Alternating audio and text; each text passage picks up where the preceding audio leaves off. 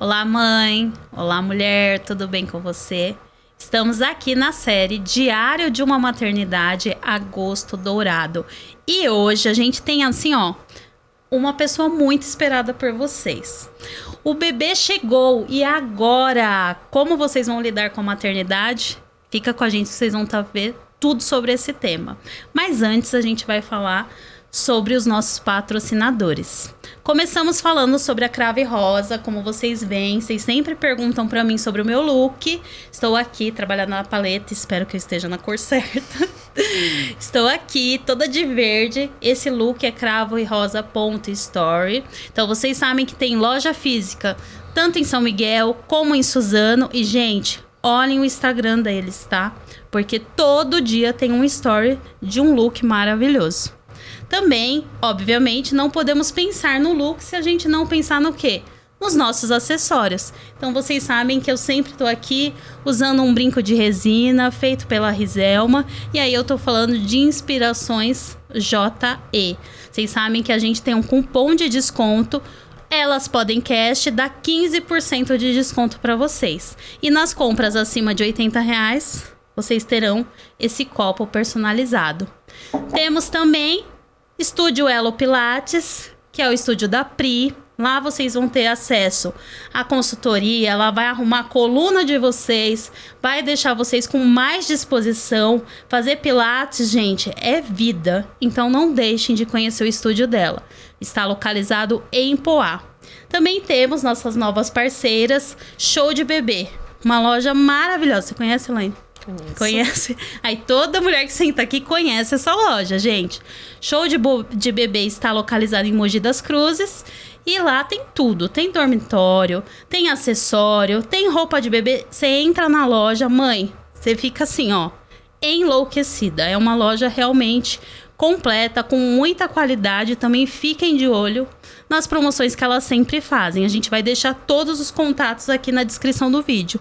E por último, Colo e Calor Consultoria, minha amiga Camila. Você tá com dificuldade aí no processo de amamentação? Saiba que você tem com quem contar, certo? E a gente encerra aí o Agosto Dourado. A gente tá fazendo por todo o agosto, trazendo muita informação de qualidade, gente. Então eu quero sempre agradecer os parceiros que a gente tem com a gente a cada episódio.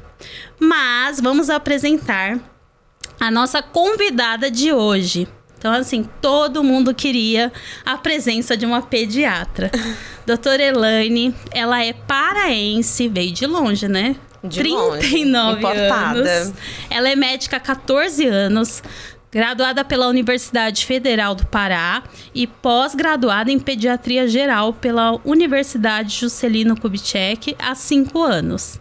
Ela é mãe também, mãe da Júlia e do Henrique. E ela tá aqui na cidade de Suzano há 3 anos. Ela tem o espaço infantil dela, que é o espaço Pequenos Saudáveis. E ela é conhecida, vocês acham que as crianças gostam ou não dela? Ela é conhecida como a doutora dos brinquedos. Seja muito bem-vinda, Elaine. Obrigada, Juliana. Muito obrigada por ter aceitado o nosso convite. Que a gente seja aí um canal de luz na vida dessas mamães que estão nos assistindo. Que assim seja, né? Eu acho que, assim, a maior dúvida da mãe sobre a maternidade é tudo, né? Porque é tudo muito novo. E aí eu quero que você já comece falando como que chega essas mães para você nesse começo, né? Como que é essa abordagem? Você pega ali, primeiramente, começa já no pré-natal, que as mães não sabem disso e a gente precisa reforçar, né? Por que ter comunicação com o pediatra desde o pré-natal? Então vamos lá, Juliana. A gente tem 2 hoje tipos de mães que chegam no consultório. Aquelas que já passaram com a gente no pré-natal, que é o que justamente você comentou, e acabam chegando na primeira semana de vida, porque teoricamente o ideal dessa criança chegar pra gente no consultório é no máximo ali até o 7º dia de vida, extrapolando o 10º dia de vida. E elas chegam muito mais tranquilas e conscientes do que está acontecendo, porque elas receberam toda essa informação. Então, a importância do pediatra no pré-natal dessa mulher é justamente isso, trazer informações cruciais para aquele período de limbo que eu falo. Ela cai no limbo. Ela saiu da maternidade onde ela estava totalmente amparada por uma equipe de saúde e vai para casa, onde ela está sozinha com uma criança que ela não conhece, que está aprendendo a conhecer, diante de situações adversas, porque por mais que às vezes ela seja mãe de segunda, terceira viagem, cada criança é uma caixinha de surpresa até chegar na gente, no pediatra. Então, é um limbo que gera muitas dúvidas mesmo, mas quando ela chega já com algumas situações já previstas, orientadas ali no pré-natal, fica tudo muito mais fácil quando ela, nesse período entre hospital e consulta, ela já sabe lidar com algumas situações. Dúvidas vão surgir, porque a gente só aprende praticando, porque teoria é muito bonito, tudo é muito bonito na teoria, mas quando a gente chega ali na prática, a gente começa, e agora, o que eu faço? Tá, beleza, eu sei que se eu colocar meu bebê na posição de amamentar, ele vai amamentar, mas ele não tá pegando bem esse bico, né? Ele tá fazendo estalido, então eu sei que não tá pegando direito, então ela já tem uma noção do que tá acontecendo, e aí chega muito mais tranquilo e muito mais fácil de lidar com essa mulher lá na primeira consulta, onde a gente vai fazer essa primeira triagem, tirar essas primeiras dúvidas, tranquilizar essa mãe, né? Porque ela tá ali num bombardeio. Eu brinco que essa primeira fase, principalmente esse primeiro mês, é uma batalha, né? É uma batalha psicológica, onde ela vai estar ali trabalhando. Eu era uma mulher antes e agora eu sou uma mãe de 1, de 2, de 3, porque a cada fase vai aumentando os desafios, né? E eu sou uma mãe e agora eu tenho que lidar com essa criança, e eu tenho que viver para essa criança nesse primeiro momento. Então ela está numa batalha psicológica entre o eu dela e a maternidade. O segundo são todas as outras dúvidas, que ela não se permite errar. Ela não quer errar de jeito nenhum, ela quer ser perfeita. E quem não quer, né? Então, o nosso papel ali naquele primeiro momento é tranquilizar realmente e acolher essa mulher, né? E existe o segundo grupo de mulher, aquela que se jogou, né? Não fez nada, só fez o pré-natal, se preocupou com o enxoval e não lembrou que pós o parto tem uma outra vida. Com né? O pacotinho dela. Com o pacotinho dela, que tem a amamentação, que é um desafio, que o cuidar da criança é outro desafio, né? Ela vem ainda com aquele pensamento estrutural, que a amamentação ela é instintiva e não é. Né? Então, a gente tem técnicas que facilitam isso. Então, a preparação pré-parto, ela é muito importante. Seja com o pediatra, seja com a doula, que é muito importante a gente lembrar dessa profissional, da doula, da consultora de amamentação. Por quê? Porque elas fazem parte dessa equipe, elas vão fazer parte de todo esse processo aí de educação dessa futura mamãe. E é importante porque a mãe, por mais o que você falou, a que se muniu de informação já vai ter dificuldades, né? Quando for pra prática, a dificuldade vai estar ali. Exatamente. Mas a diferença é que ela vai ter a lembrança do que ela ouviu e ela vai ter pra quem recorrer, Exatamente. Né? Porque senão ficam muitas vozes aleatórias, a mulher tá no puerpério, aquela queda hormonal, ela tá na partolândia, depois foi pra casa, olha e fala, e agora? O que eu vou fazer? E é interessante porque você tem o pediatra não só para o bebê, né? Às vezes a mãe olha e fala, ela vai cuidar do meu filho. Não, você está cuidando do emocional dessa mãe. Você está abraçando ela, você está acolhendo.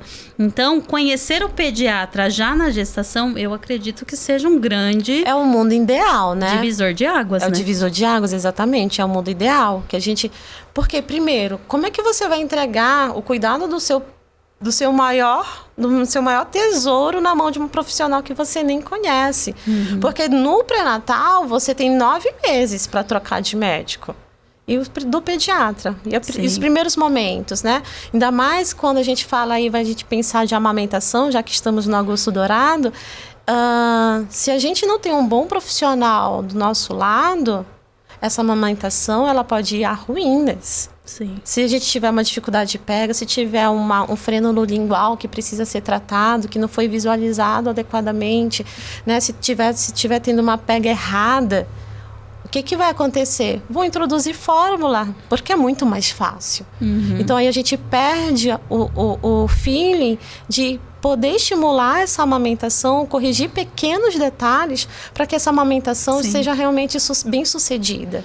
Então, muitas vezes acontece de pacientes virem até a mim já para uma segunda, terceira avaliação e a gente ter que dar passos de formiguinha para tentar reaver uma amamentação. Por quê? Porque já foi introduzida fórmula. Ou então, porque no primeiro contato com um pediatra anterior foi indicado fórmula sem pensar aí numa correção na amamentação. Sim. E aí essa criança chega no 14º dia de vida ou no 20º dia de vida com a gente e a gente tem que trabalhar tudo isso assim, em tempo recorde. Infelizmente, né? Remediar tudo que já não funcionou, Exatamente. Né? E é o que a gente sempre fala, eu como dentista também sempre falo isso, a gente precisa só de 7 dias para perder uma amamentação, um aleitamento materno. E fala um pouquinho, como que é esse cronograma de visita de um bebê ao pediatra? Então, vamos lá. O bebê, ele deve ir na primeira consulta nessa primeira semana de vida, no mais tardar no 10º dia de vida, para justamente a gente observar essa questão da amamentação, se não está perdendo peso, além do que ele já perdeu na saída da maternidade, né? Porque a gente tem que lembrar que até o 5º dia de vida ele perde peso. Então, a partir do 5º dia, ele começa a recuperar esse peso do nascimento. Então, a gente tem que ter esse feeling aí para ver se ele já está recuperando. Se não estiver ganhando, a gente já faz estratégias para ele começar a ganhar peso já, para justamente no 10º dia de vida ele já começar a alcançar esse peso do nascimento, né? Então, a primeira semana de vida, a partir dessa primeira avaliação, essa criança ela deve ser reavaliada após uma semana, para saber se realmente ela está ganhando o peso adequado por dia, que seria ali no mínimo 20 gramas dia, tá? Então, seriam essas 2 consultas até o 15º dia de vida e posteriormente com 1 mês, com 30 dias. Então, essas consultas do primeiro mês. Passou esse primeiro mês de vida, as consultas passam a ser mensais, obrigatoriamente, até o 6º mês. Certo. A partir do 6º mês, essas consultas mensais elas já não são mais obrigatórias, como antigamente, né? Então, ela começa a passar de 2 em 2 meses, até 1 ano de vida. Tá? E aí, 1 ano de vida, a gente posterga até no máximo de 3 em 3 meses, então ela vai passar mensalmente até o 6º mês. A partir do 6º mês, ela pode passar nas consultas do 6º mês, 9º mês, 1 ano. Aí vem 1 ano 3 meses, 1 ano 6 meses, 1 ano e 9, 2 anos. Tá. Chegou nos 2 anos, aí passa a ser de 6 em 6 meses, até o 7º ano de vida. E quando essa criança chega para você aí entre o 7º e o 10º dia, primeira coisa que você com certeza deve lembrar é que o aleitamento materno é a primeira vacina do bebê, né? Exatamente. E você chega a ver a questão da carteirinha de vacina, você orienta esses pais em relação à vacinação, como que é? Então, a gente já, na primeira consulta, a gente já tem que avaliar a questão da carteira vacinal, porque muitas vezes a BCG, que é aplicada ainda na maternidade, às vezes ela está em falta, então a gente tem que orientar essa família a buscar o posto de saúde, porque essa vacina ela é dada gratuitamente, tanto no SUS, né? E a mesma coisa do particular, na verdade. Tá. Ela não tem diferença nenhuma, tá? Então, essa criança no hospital, ela tem que receber a hepatite B e a BCG. A partir da primeira consulta, né, no acompanhamento, a gente também vai orientando sobre a diferença dessas vacinas, tanto do esquema nacional do SUS, quanto o do esquema que a gente apresenta ali nas clínicas de vacina, porque querendo ou não, a gente tem que lembrar disso, que algumas vacinas no particular, elas têm um diferencial de cobertura, elas algumas cobrem muito mais que as do SUS, na verdade. Então, a gente vai começar a diferenciar isso para essas mães e realmente expor isso e deixar eles livre e espontânea vontade de fazer essa escolha. Eu sempre falo para eles, gente, é um investimento, né? Então, se vocês querem fazer um bom investimento, invistam em vacinas para o seu filho. Porque às vezes a gente se preocupa tanto em comprar protetor de berço, que a gente nem recomenda, né? A gente recomenda tanto, eles se preocupam tanto com um protetor de berço bonito, com quadros bonitos, aquela decoração ultra mega chique pro quarto do bebê, e esquece que a vacina vai proteger essa criança pro resto da vida. Sim. Principalmente as vacinas da meningite, né? A gente tem que lembrar das meningites bacterianas, que põe realmente a vida da criança em risco, que deixa sequelas pro resto da vida. É uma doença que pode atingir em qualquer idade desse indivíduo, e as primeiras vacinas ali dos 3/5, de um ano, ela está ali disponível no particular. É um investimento alto. Sim. Mas uma vez, há um tempinho atrás, eu comentei com o pai, você não pagou o seguro do seu carro esse ano? Não é barato. Seguro de carro não é barato, e você paga todo ano. Para quê? Para prevenir, na possibilidade de um acidente, eu ter o seguro para eu recorrer. Você vai expor seu filho realmente à doença? Não é melhor prevenir? Então, pagar um seguro, pagar uma vacina para proteger essa criança contra uma doença tão grave que pode realmente levá-la à morte? Então, é muito mais fácil pagar a vacina, parcela em 18 vezes. Hoje as clínicas facilitam bastante, né? Elas parcelam várias vezes. A Vacinicare, ela falou sobre os planos que eles têm, né? Sim. De vacinação. E lembrando que a gente não tá falando que a vacina do SUS é pior, porque tem esse mito, né? Que a do particular é melhor. Mas a cobertura particular cobre muito mais doenças, né? As vacinas do SUS, na verdade, elas vão proteger contra os sorotipos que estão em maior circulação na nossa população. Porque, realmente, pagar por tudo é muito... Tem uma oneração ali no plano final, né? Então, acaba sendo muito caro, realmente, bancar tudo. Então, a gente banca realmente contra os vírus e bactérias que estão em maior circulação na nossa população. Os que são mais raros de acontecer, isso você pode arcar. É literalmente isso, né? Então, a gente não pode nem questionar. Eu sou cria do SUS, né? Eu passei 9 anos da minha vida no SUS. Então, eu não posso questionar a qualidade do SUS. Não posso questionar a qualidade do nosso sistema de saúde. Mas a gente tem que lembrar que existem diferenciais quando a gente vai para o esquema particular. Certo.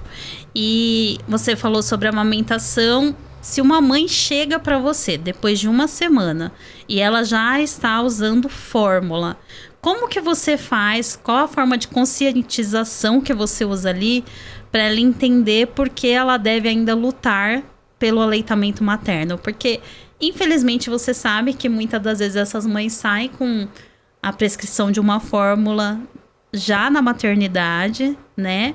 E que realmente, infelizmente, a gente tem alguns profissionais que não são tão pró-aleitamento assim. Então, como que você reverte essa situação?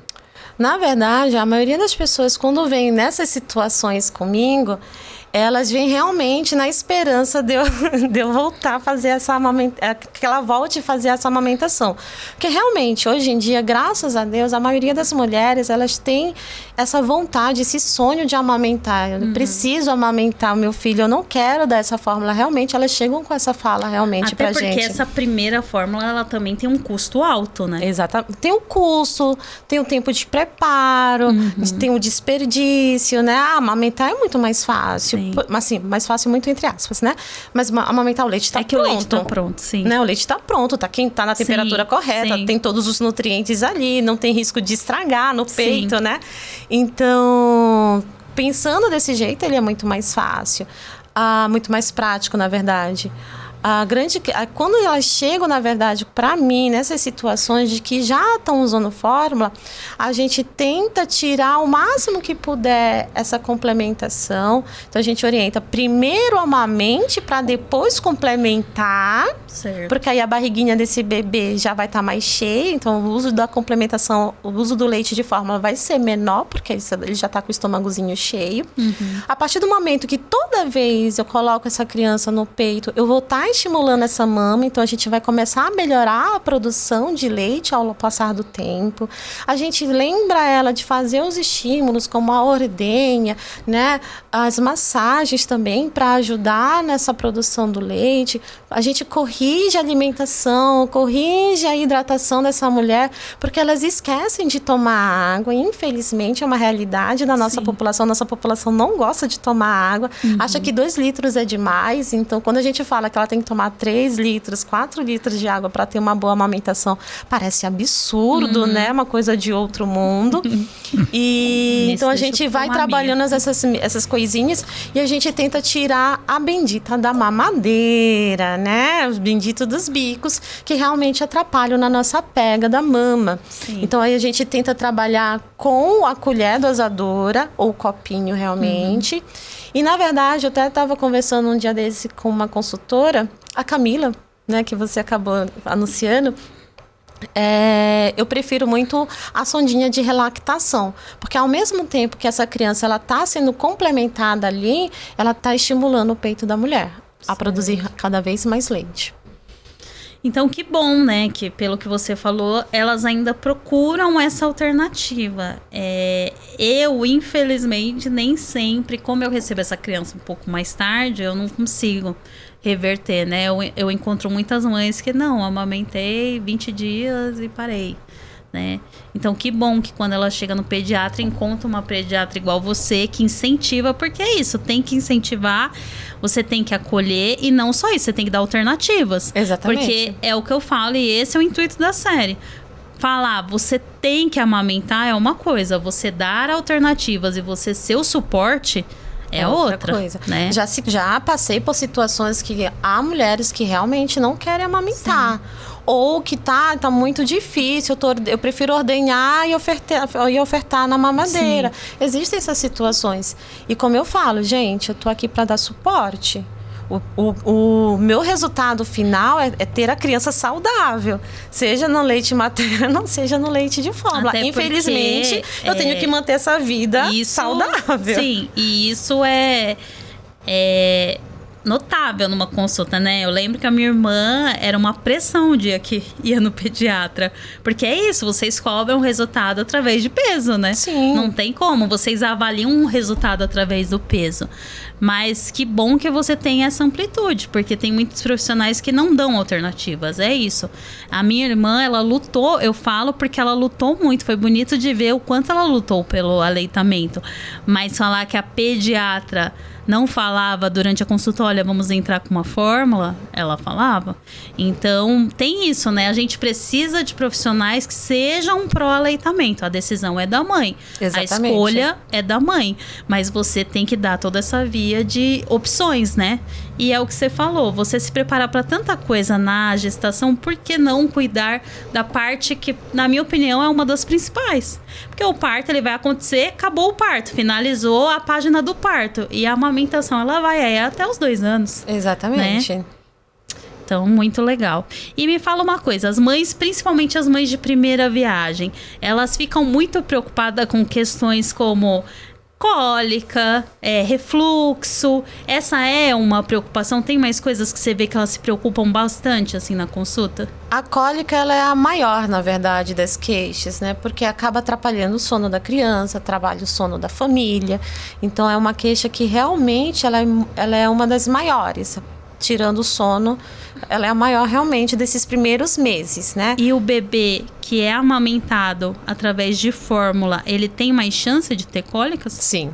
Sim, porque querendo ou não, é uma proteína que é muito mais difícil de ser digerida. Então, ela vai realmente gerar mais gases ali na barriguinha da criança. Sim, acontece. A gente tem que lembrar que nos 4 primeiros meses tem a cólica do lactente, seja no leite materno, seja no leite de fórmula, né? Contudo, a gente percebe na prática que o leite de fórmula, sim, a criança ela tem mais cólicas no período desse aleitamento. E a gente tem que ficar ali pulando de galho em galho para tentar ver qual é o leite que realmente vai causar menos cólica naquela criança. Porque tem isso, a gente vai testando. Eu usei marca X e a criança ficou constipada, ficou com cocô bolinha. Então vamos trocar para a marca Y. Aí chegou na marca Y, desandou a criança. Aí vai para a marca Z. E a gente vai testando, pulando de galho em galho até conseguir alguma fórmula que se ajuste melhor àquele organismo. E em relação a refluxo? É uma das queixas, mas eu percebo que elas têm mais consciência com relação. Porque existem dois tipos de refluxo. O refluxo gastroesofágico fisiológico, que é o GOFO, né? Que a criancinha que é comum, na verdade, para todas as crianças. E tem o refluxo gastroesofágico, que eu falo que é um vomitão, né? Parece a menina do Exorcista vomitando, né? Podem ocorrer engasgos aí nesse processo e a gente consegue diferenciar. Tem um impacto no ganho de peso, no desenvolvimento dessa criança, e aí nessas situações a gente entra com medicação a princípio. Certo. E em relação a sono, que eu sei que também é um assunto que deve ser bem abordado ali no consultório, existe diferenças de crianças? Tem realmente criança que dorme mais, tem aquela que dorme menos, mas tá ligado à personalidade, tá ligado a desconforto, tá ligado ao quê?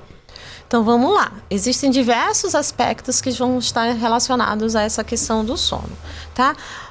Até 1 ano de vida, na verdade, mais de 60% do sono da criança é o sono que a gente chama de sono REM, tecnicamente, que é o sono leve, tá? Então ela faz ciclos muito curtinhos entre o sono pesado e o sono leve, onde nesse sono leve a criança começa a resmungar, a criança se mexe, e aí a mãe e o pai, no impulso, vai lá e pega essa criança. A partir do momento que eu pego essa criança, ela desperta, porque ela estava no sono leve. Na verdade, ela estava dormindo. Então, as pessoas elas não estão acostumadas a ver uma pessoa dormindo se mexendo. É basicamente isso. Só que até 1 ano de vida, a criança parece um helicóptero. Ela se bate, ela se mexe e coloca a perna para lá, e coloca a perna para lá, resmunga, né? Quando é maiorzinho, fala. Tem aquelas crianças que estão em salto de desenvolvimento que senta para bater palminha e volta a dormir e tá tudo bem. Sim. Só que as pessoas têm medo de, não, mas como é que uma criança pode dormir? Gente, ela tá dormindo, só que ela tá na fase do sono leve, tá? Só que nesse primeiro ano de vida, nessa história de acorda para amamentar, eu tenho situações que a mãe acorda a cada 2 horas, a cada 3 horas, essa criança dá uma madrugada para amamentar. Ela acorda, porque ela tem... Imagina um bebê passar 8 horas sem amamentar, que absurdo. Só que ela gera um costume nessa criança de acordar de hora em hora, de 2 em 2 horas. E aí, a partir do momento que eu gero esse costume... Aí é difícil a gente voltar a fazer essa criança dormir. Existem as crianças dorminhocas, acredite, desde recém-nascida, que elas dormem a noite inteira. Eu até brinco com os pais, agradece a Deus, não conta para os inimigos, né? Porque isso essas benfeitorias a gente não conta para ninguém. São raras, tá? E essas crianças são raras mesmo. Mas essa criança que é dorminhoca, ela tem que ser acordada? Porque eu acho que a preocupação das mães é... será que não tá alimentado? Será que vai ficar com fome? A gente orienta até o 15º dia de vida. Lembra das duas consultas, né? Se até o 15º dia de vida, essa criança ela já recuperou o peso de nascimento, ela tá ganhando peso adequadamente, pode deixar dormir. Não precisa acordar essa criança. Ela tem que ser acordada ao longo do dia para amamentar. E de madrugada, essa criança ela precisa dormir realmente. Então, ela precisa ganhar reserva durante o dia para dormir à noite, tá? Então, se ela está fazendo isso, perfeito, amém, Jesus agradece. Agora, tem aquelas crianças que acordam de 2 em 2, de 3 em 3, que são reloginhos mesmo. E tá tudo bem, tão bem, né? Porque parece que a criança que dorme a noite inteira tá perfeita e a minha criança que acorda de 2 em 2 horas não tá. E, na verdade, é um padrão normal da criança acordar aí de 2 em 2, de 3 em 3, aí nesse primeiro ano de vida. E lembrar que até os 3 anos de vida ela ainda pode acordar aí de 1 a 2 vezes na madrugada. Nossa, que absurdo! Isso não é normal, gente. É normal, sim. É que, hoje em dia... existe informação para tudo, né? E aí vem a galera do sono na internet que tem que deixar chorar, que tem que deixar ali sozinho, porque a criança tem que dormir, aprender a dormir sozinha, deixa seu filho lá. Para mim, tudo isso é só para vender.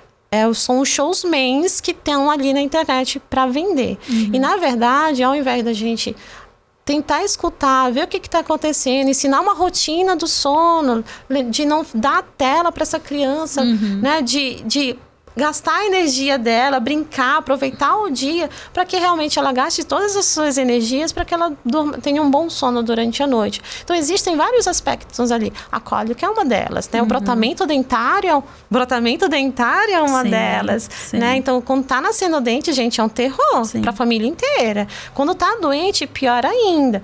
Então, a gente tem diversos aspectos que podem, sim, atrapalhar o sono da criança, mas a gente tem que ir conversando e acolhendo essa família para entender o que está acontecendo e mostrar o que é um padrão normal, o que é um padrão anormal, né? Agora, se a criança está tudo bem, ela está acordando de hora em hora, alguma coisa está acontecendo. Seja uma rotina noturna mal feita, né? Seja um processo de separação. Essa criança, ela precisa de colo, porque tem aquelas crianças que precisam de colo, elas precisam ser acolhidas, elas são mais dependentes emocionalmente. E aí, a gente tem a cultura de que colo estraga, de que abraço é ruim, sabe? A gente é o único animal, vamos pensar assim, que deixa o seu filhote pra lá. Mas assim, é o que eu falo, a cultura de que cola estraga, mas a tela não estraga, né? É porque a tela hipnotiza a criança e ela fica quieta, né? São inversões de valores, na verdade. Exatamente. Né? E falando de salto de desenvolvimento, todas as crianças passam? Todas. E aí, geralmente, é no 3º mês? Na verdade, Vamos lá. Quando a gente está muito atento ao aprendizado dessa criança, ao desenvolvimento dessa criança, ele não é nem mensal, na verdade. São períodos de aprendizagem mesmo. Só que a gente fala que tem os saltos do desenvolvimento de 1 para 2 meses, né? Então, com 2 meses, ela tem que estar... Por exemplo, começando a fazer o gorgolejar, então conversando, começar a fixar o olhar em você, observar mais os rostos, né? Tá começando a levar ali a mãozinha na boca, a fase oral. A partir dos 3 meses, ela tem que começar a fazer a firmeza cervical. Com o quarto mês, já pegando os objetos, levando na boca. Então, né? É uma progressão mês a mês. É uma progressão mês a mês. Mas não necessariamente mensal, né? Ela pode estar ali no meio do mês e tá evoluindo. Ela adquiriu um marco, ela adquiriu um aprendizado ali no desenvolvimento. De vida, né? Tipo, ela acordou hoje sem bater palma. Amanhã ela tá batendo. Virou. Só que aí ela vai passar o dia inteiro batendo palma e vai dormir batendo palma. Só que isso atrapalha o sono. Então, são os saltos de desenvolvimento. E pelo fato de ser algo estressante, acaba deixando a criança mais irritada, porque ela quer fazer. Ela só quer aprender, sabe? Eu só quero enfiar o meu dedo na tomada e você não tá deixando. E eu fico irritada por isso. Então, eu só quero aprender a bater palma e eu não tô conseguindo. Puxa, você tá me ensinando, eu não tô conseguindo. Eu vou tentar até conseguir. Então, é esse processo de irritação que gera a criança. Só pra gente tentar entender essa analogia. Sim. E aí eu vou aproveitar, eu coloquei aqui alguns mitos e verdades do que eu conversei com as mães que eu convivo. Eu falei, vou levar pro podcast que é legal, que pode ser realmente um mito ou uma verdade de cada mãe aí que tá assistindo a gente. Uma das coisas que elas mais me falaram, o umbigo, ele tem que ser coberto até que caia? Isso é mito ou verdade? Mito. Pois é, pra você ver. E você vê que é uma cultura antiga isso. Que muitas das vezes as mulheres trazem das mães, das avós. Então não precisa, né? Como que deve ser essa higienização? Então, antigamente, obrigatoriamente, todos os contos umbilicais, eles devem ser higienizados com álcool 70%, sempre bem enxutinhos após a passagem desse álcool, após o banho, né? E descobertos, porque eu preciso respirar para eu secar, né? Assim como um ralado a gente deixa aberto para secar mais rápido e sarar mais rápido, o bico também tem que ficar respirando, tá? Mas sim, existe um protocolo da Sociedade de Pediatria mais recente, onde as crianças que nasceram em ambiente hospitalar, esterilizado, que tiveram todos os cuidados, não precisa nem passar o álcool. Só realmente aguinha e sabão e ficar muito bem enxuto e deixar respirando, né? A gente ainda continua no consultório orientando a questão do álcool, porque o álcool ajuda a secar mesmo, né? Tendo cuidado de sempre estar ali secando após o uso, para justamente não queimar ali a pelinha. Bebês que tomam banho antes de dormir, vão dormir melhor? É verdade. É verdade, porque ajuda a relaxar. Exatamente. Então a gente até associa os chás de camomila, por exemplo, óleo de lavanda, né? Isso não é mito, gente. Isso realmente ajuda a criança a dormir melhor. Então, as essências, elas ajudam sim. Tem até aqueles oforozinhos, né? Que a criança gosta. Os baldinhos, maravilhosos. Eu usei muito. Aí você tem experiência própria. Exatamente. Quantos anos tem seus filhos? A Júlia tem 11 anos e o Henrique tem 4. Então você tá permeando ali já quase uma pré-adolescência. Exatamente. E você falou de ofurô, eu lembrei agora. A minha mãe viu aquele balde, ela virou assim: Elaine, pelo amor de Deus. Aonde você tá com a sua cabeça? Onde você vai enfiar essa menina no balde, Elaine? Que absurdo, tem banheira pra isso.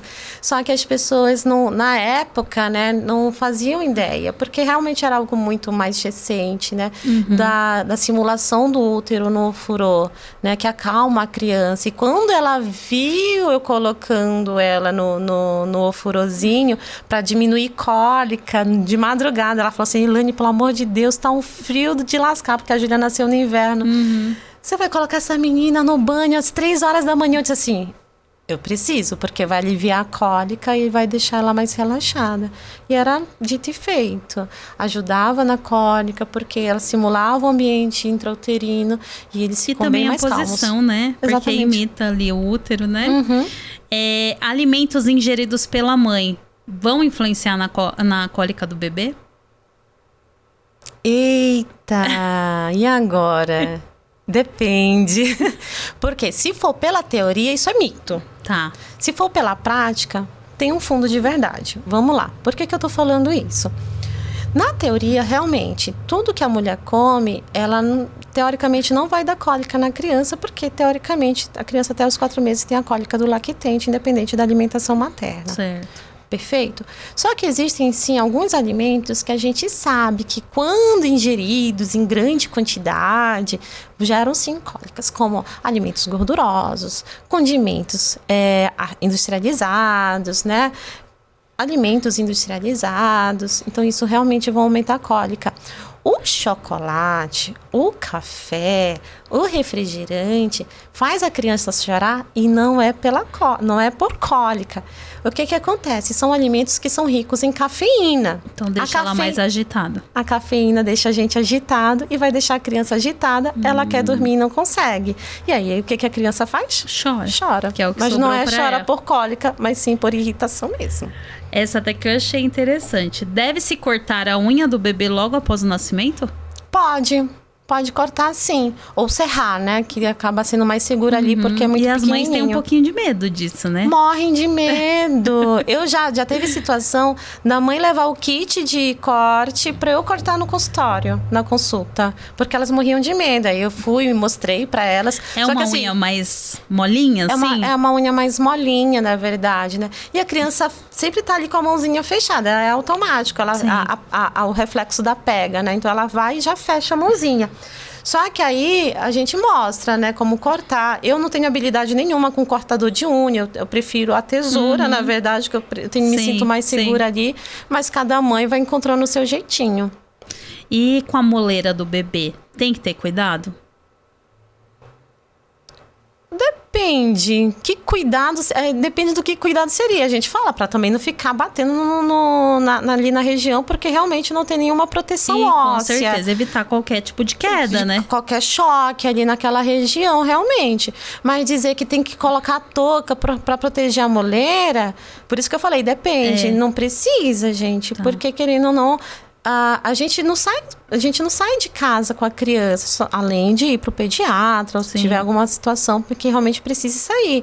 Em geral, essa criança, ela tá em casa, então em ambientes controlados, não precisa hiperaquecer como se o menino estivesse pegando uma ventania.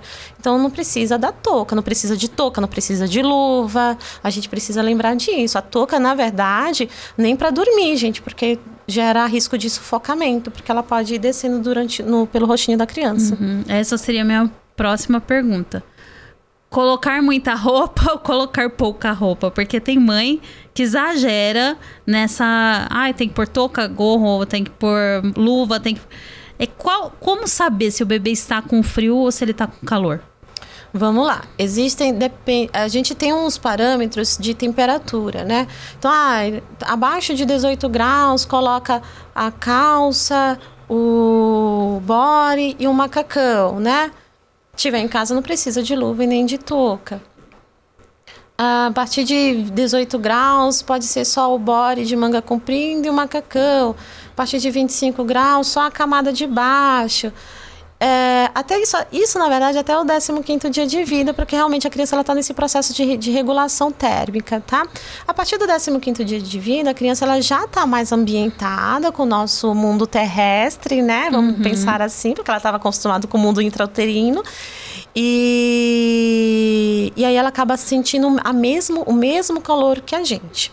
O que eu oriento para a família? Gente, frio não é mão gelada e nem pé gelado, porque são extremidades. Até a gente, quando está encapuzado, cheio de roupa... Esses dias a gente provou isso, né? A gente vai estar com a mão gelada e com o pé gelado, mas é porque são nossas extremidades e a gente perde calor com mais facilidade ali. Questão de física, tá? Mas se a mãozinha dessa criança tá rosada, pezinho tá rosinha, o rostinho tá, a boquinha tá rosinha, essa criança ela tá bem. Agora a mãozinha tá ficando arroxeada, né? A boquinha tá mais escura do que o habitual. Essa criança realmente tá começando um processo de frio. E existem as crianças calorentas, né? A gente tá amamentando, a nuquinha tá suando, o nosso braço fica molhado com a cabecinha do bebê, ou aquele bebê que tá ficando cheio de brotoeja, aquele bebê calorento, ele precisa de menos roupa. Então tem que sentir, né? E sentindo a sua criança. Tem que observar, né? Porque assim como a gente, cada indivíduo tem a sua característica. Existem as crianças que sim, são mais vamos dizer, friorentas, né? Eu já tive esse paciente que, mesmo no calor, se não tivesse com manguinha comprida, começava a soluçar. E eu vi isso presencialmente, eu achava isso balela. E na prática a gente vê que é o contrário. E falando que a gente tá falando de berço, dormir coberto, tem algum perigo nisso? Porque tem mãe que fica preocupada se vai sufocar, se a criança vai puxar a coberta. E fala aí pra gente,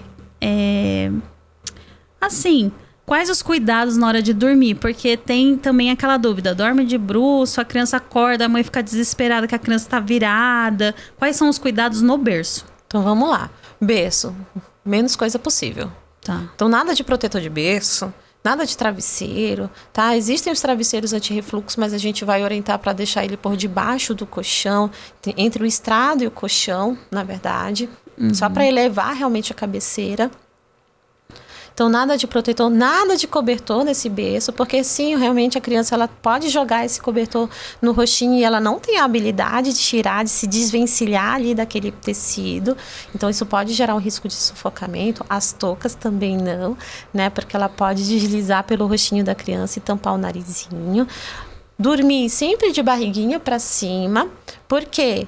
Porque, querendo ou não, pela nossa anatomia, o canalzinho que vai para o pulmão, ele fica na parte superior e para o estômago na parte inferior. Se eu tô de cabecinha para cima, de barriguinha para cima, se eu engofar e engolir, vai voltar pro meu esôfago, não vai pro meu pulmão. Agora, se eu inverter, a parte de baixo fica o canal respiratório. Então, se eu dormir de barriga para baixo e engofar, eu vou broncoaspirar esse leite. É basicamente isso.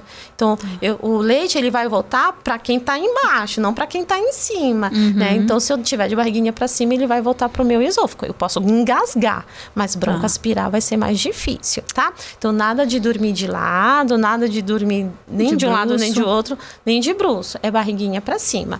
A gente pode deixar a criança de bruço desde o nascimento, quando ela estiver ali acordadinha, ou quando eu estiver ali do lado, atento a ela. Isso pode acontecer, até pra gente fazer o famoso tummy time, né? Que eu falo, gente, tummy time é lá nos Estados Unidos. Aqui é tempo de bruço mesmo, tá? Então, a gente vai deixar essa criança no tempo de bruço. Pra ela ir sentindo a forcinha do braço, exatamente, né? Para fazer fortalecimento literalmente muscular. É exercício físico. E a cada mês que vai passando com você, você também vai dando novas orientações, justamente Sim. dessas fases, né? Exatamente. Quando deve começar a fazer esses exercícios, né? Mas, de maneira geral, no começo a criança também não se mexe tanto, né? Porque tem mãe que não dorme com medo da criança virar, de acontecer alguma coisa. Então, é uma coisa que você vai avaliando com o passar dos meses, quando essa criança tem mais reflexo, é o que você falou, a criança fica mais Isso. agitada. Agora, por exemplo, a criança ali a partir do 4º mês, que pode ganhar a habilidade de virar de lado, de rolar, na verdade, ela pode rolar realmente ao longo do sono, mas essa criança, ela já tem fortalecimento cervical, ela já consegue fazer o processo da esfinge, que é apoiar o corpinho sobre os cotovelos. Então, se ela acordar, ela não vai sufocar. No máximo, ela vai levantar a cabeça e chorar para alguém tirar ela daquela posição se ela não conseguir virar. Mas é justamente isso. Essa criança, ela pode fazer isso do nada. Se eu estiver enrolada num cobertor, eu posso começar a me enrolar. Nossa, e antes fazia aquele charutinho, né? A gente ainda faz no recém-nascido. Tá? Para justamente conter o reflexo que a gente chama de reflexo de abraço ou de moro, que dá parece um sustinho, né? Todo mundo fala assim, ele tá se assustando, ele tá com medo. Na verdade, é um reflexo ali que ele traz. Legal. E eu queria que você falasse um depoimento pessoal seu, uma curiosidade minha. O que mudou na doutora Elaine, a teoria da pediatria e a prática de você ter filhos? Vamos lá, Ju. Olha, eu vou te falar que, assim, eu vim de uma universidade federal. E, na época, a gente mudou o meu currículo. Foi na época de mudança de curricular, onde entraram as disciplinas de humanização da medicina. Né? Eu lembro muito bem de muitos colegas reclamando disso. Ai, que besteira. Né? Mas eu cresci diante disso. Que né? é até engraçado, né? Tanto na sua área como na minha área. A gente nem deveria usar esse termo humanização, porque todos nós deveríamos prestar um atendimento humanizado. Exatamente. Entretanto, se isso teve que entrar numa grade curricular, é justamente porque não acontece, né? Exatamente.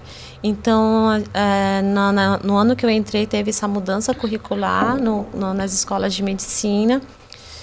E então eu cresci nesse ambiente, né? Eu cresci, meio que fui já meio que jogada para esse lado de ter mais empatia, de ter mais audição, de escuta, né?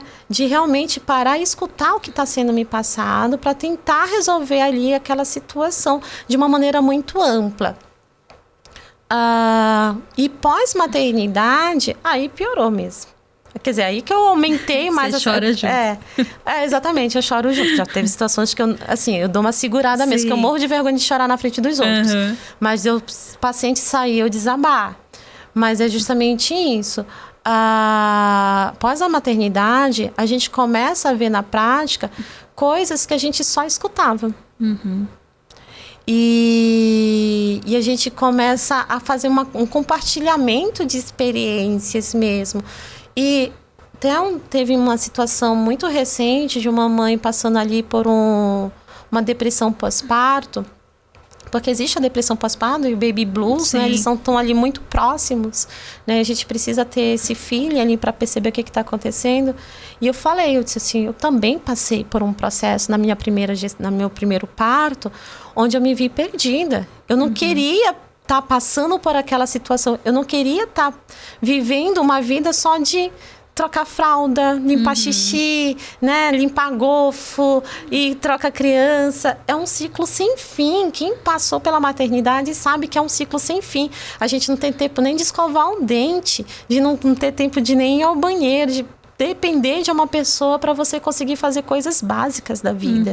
Eu passei por isso, você deve ter passado. Quem passou pela maternidade passou por isso, né? Principalmente no primeiro filho.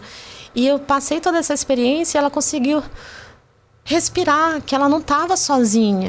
E, na verdade, é que todo mundo vive seu sofrimento isolado e esquece né? Todo mundo romantiza muito a maternidade. Então, a minha medicina pós-maternidade, ela realmente aumentou ainda mais essa escuta, ainda mais a empatia, de ter mais cuidado com o que eu vou falar, porque se fosse eu nessa situação, eu não gostaria de que falasse desse jeito comigo. Sim. Então, a gente cria um pouquinho mais de dedo mesmo. Sim. Então a gente tem que encaminhar aí para o final. Muito bom seu papo, nosso papo aqui. Tenho certeza que as mães que estão assistindo já tiraram várias dúvidas, né? Espero. Eu vou deixar os seus contatos, porque aí qualquer coisa elas te chamam Por também. favor. E se aí você não tem uma pediatra, aí ó, acabou de conhecer uma ótima pediatra, hein? Vamos deixar uma mensagem final para tranquilizar essa mãe. E eu vou pedir para você olhar naquela câmera, tá? Perfeito. Que muitas vezes é o que você acabou de falar, é uma mãe de primeira viagem, se vê sozinha aí nesse caminho. E qual o diferencial que ela vai encontrar no espaço Pequenos Saudáveis? Vamos lá. Antes de mais nada, lembrar que você é um ser humano como qualquer outro, que vai ter erros, que vai ter acertos. Mas lembre que se você está se esforçando ao máximo, se você está se julgando ao máximo, significa dizer que você está no caminho certo. A maternidade, ela não tem apenas um caminho. Existe o caminho que cada um realmente conseguiu traçar para si. E o melhor para si. Então, não vá muito pelo julgamento dos outros. Vai observando, vai se encaminhando ali diante das suas limitações e do que você consegue fazer para não se autocobrar e ficar perdida, literalmente, em diversas informações que hoje o mundo nos dá, tá? E no espaço Pequenos Saudáveis, a gente vai encontrar acolhimento. Muito amor, muito carinho, muito abraço, muitos ouvidos, para que você se sinta realmente acolhida, em família, para justamente a gente poder caminhar pelo bem do seu bebê. Isso aí, vamos pôr a fotinho dela. Gente, fiquei apaixonada nessa foto. Quero aproveitar e já agradecer. Olha que linda a caneca que eu ganhei. Eu sou fã de caneca, né, gente? Lindo, amei. Vai estar na minha coleção. E Priscila, eu agradeço o convite. Foi uma surpresa receber esse convite. Sim, você foi muito bem. Mas participar desse programa foi maravilhoso. É por isso que eu sou conhecida como Doutora Brinquedos. Eles falam assim, a gente vai lá na Doutora dos Brinquedos? Eles gostam mais dessa parte da consulta, né? E vamos colocar o vídeo para vocês verem como que é o espaço dela, que legal.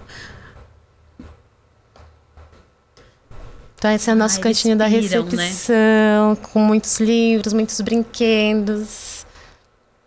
Imagino que eles chegam, os olhinhos deles já... já brilham. Eles nem falam comigo na porta. Muito legal, viu?